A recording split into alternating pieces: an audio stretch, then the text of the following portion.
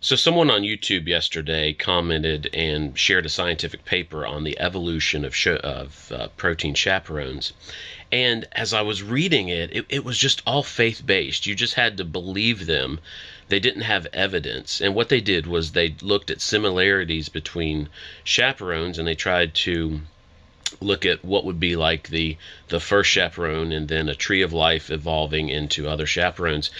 And so it's just like many other evolutionary hypotheses that they're looking for similarities in things, and then they can't repeat it. So it's not actual evidence, but it's their assumption, their hypothesis, their guess that there were mutations, and that's how these different ones came into existence. But, you know, you have to ask yourself, is a common creator a better explanation?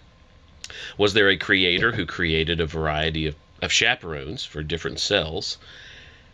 And is that a better explanation? And same with animals. Did the creator create a variety of organisms and give them the ability to adapt to their surroundings, primarily through epigenetics?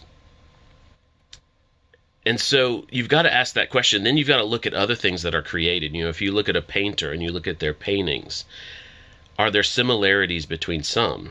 Could you create a tree of life and make it look like one evolved into the other, right? Well, accidentally some paint was here, this happened. You know what I'm saying? So when you look at things that are from a common creator, a common artist, a common designer, you will see some similarities.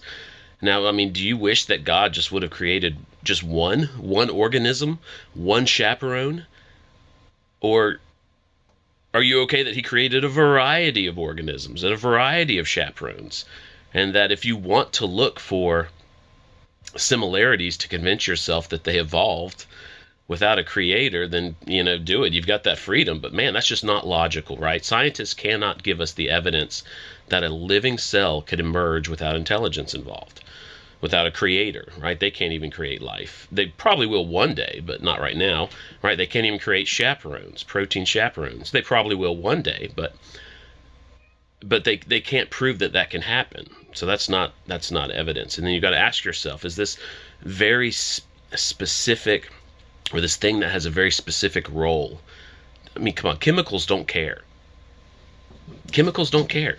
Right? There's no incentive for chemicals to become life. There's no incentive for chemicals to come into existence as a protein chaperone to help other chemicals fold properly, because chemicals don't care. They don't benefit from that. So come on, just leave atheism. Leave the idea of Darwinian evolution or atheistic evolution. There is a good kind of evolution. Things do evolve, but they evolve because we have a common creator who created a variety of organisms and gave them the ability to adapt primarily through epigenetics. So may you demand evidence and actually be skeptical. I just worry that so many people, they just love evolution for whatever reason. I guess it gives them the freedom to do whatever they want to be their own God, I assume is a lot of people's incentive. Or they just don't like how God has done things, and it's maybe a coping mechanism because they don't understand how God could give us the ability to make horrible decisions and hurt each other.